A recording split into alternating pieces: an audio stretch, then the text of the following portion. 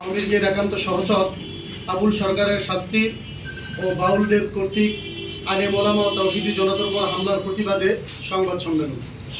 মহান সৃষ্টিকর্তা আল্লাহ তো দূরের কথা, একজন সাধারণ ভদ্র মানুষ সম্পর্কেও তো এমন অশালীন বাক্য বলা গুরুতর অপরাধ। প্রশাসনের সকলকে মানিকগঞ্জের সর্বস্তরের আলেম ওলামা ও তাওহীদি জনতার পক্ষ থেকে ধন্যবাদ জানাই। তাই ধর্মীয় ও সাম্প্রদায়িক সম্প্রীতি বিনষ্টকারী আবুল সরকারের সর্বোচ্চ শাস্তি মৃত্যুদণ্ডের দাবি নিয়ে কাছে কেন আসা যাওয়া করছি, আমরা তো অন্য কোথাও যাচ্ছি না, ওসি সাহেবের কাছে যাচ্ছি। আসলে কারা, তারা কি আপনাদের দলীয় লোক না আসলে কারা, তাদেরকে কি চিহ্নিত করতে পেরেছেন? তৌহিদি জনতার কিছু লোক যায় হামলা করছে, আপনারা অন রেকর্ড।